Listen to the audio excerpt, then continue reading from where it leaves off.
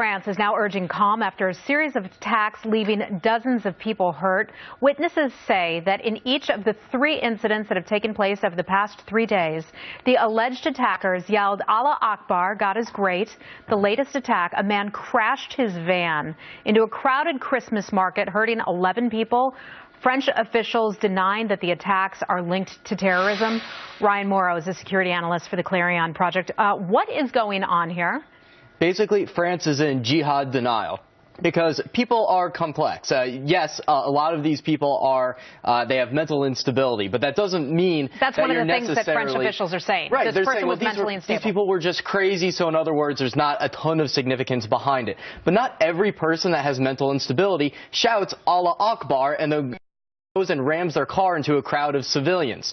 So there are multiple factors that are at play, and the Islamist ideology, the concept of jihad, clearly was at play, even if the person was mentally unstable. It helped shape the results of that mental instability. You know, we saw a little bit of that in Australia, where they tried to highlight his mental illness and downplay his association with a radical fundamentalist type groups, or at least a belief system of that.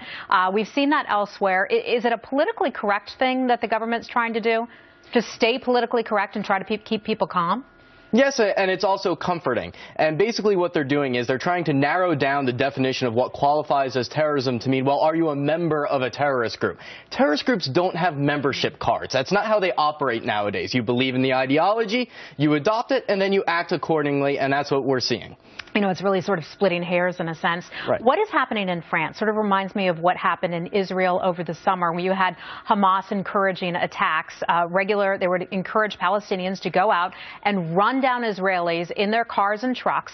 We saw some of that. We saw some cartoons that came out that actually encouraged that to happen.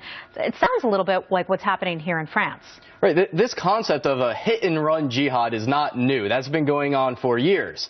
For most Americans, we're used to hearing about the bombs going off and hijackings, but it can be just as simple as taking a car and ramming it into civilians or doing something else that's easy to do.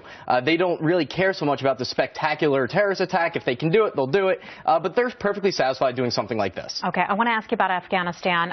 There are reports about Helmand province, which had been relatively stable when the U.S. was overseeing things. Now some reports that the Taliban is gaining some pretty strong strength there. What do you see happening in that region? Why is it significant?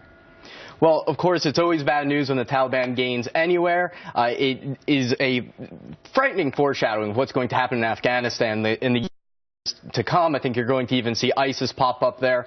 But at the same time, even in the very pessimistic New York Times report today, the Afghan police and military are holding the Taliban back. And for me, I think it's better to have the Afghans fight the Taliban on their own with limited success rather than have us do it for them. Okay. Well, fair enough point. Good. Nice to bring both sides to that one. Ryan Mauro, thanks a lot for coming in and your expertise as always. John? Well, as the Christmas travel rush